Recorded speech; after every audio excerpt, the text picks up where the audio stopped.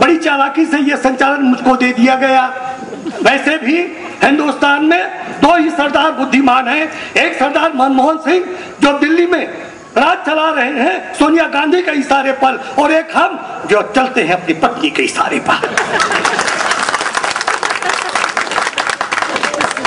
आप हंस रहे हैं, आप भी तो किसी के इशारे पर।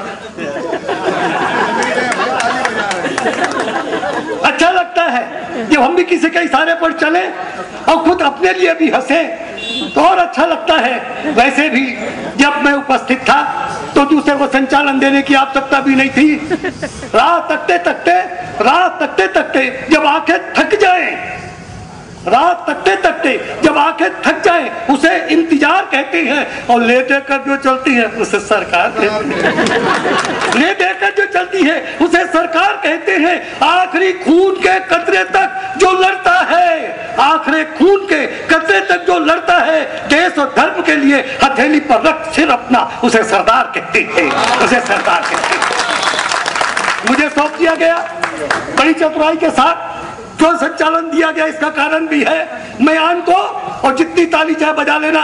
दिल्ली में जब भी कविता पढ़ा था माननीय देश के प्रधानमंत्री उपस्थित थे, खड़े होकर ताली बजाने लगे। मैंने ईमानदारी से बात कही थी, बात मैंने कही थी, म्यान को तलवार की जरूरत थी, म्यान को तलवार की जरूरत थी, डोली को कहार की जरूरत थी। इस कवि सम्मेलन को चलाने के लिए मेरे जैसे सरदार की जरूरत थी, मेरे जैसे सरदार जिसने 1.5 पंक्ति में कविता लिखी और तालियां ही तालियां बजती रही, माँ बहनों की भी और आप सबकी तालियां बजेंगी। कहना चाहता हूँ बहुत छोटे शब्दों में, पति और पत्नी के संबंध बतलाइए, और दूसरी पंक्ति पर आपकी तालियां, इससे छोटी कविता नहीं हो सकती। पति और पत्नी के संबंध बतलाइए, दाल पे नमक अधिक है चुपचाप खाइए, दाल में नमक अधिक है चुपचाप खाइए।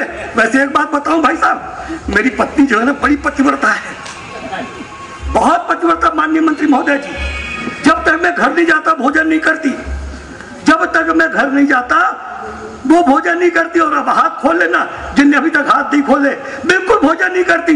कारण है जब मैं घर जाता हूं मैं ही भोजन बनाता हूं तो हम दोनों खाते हैं।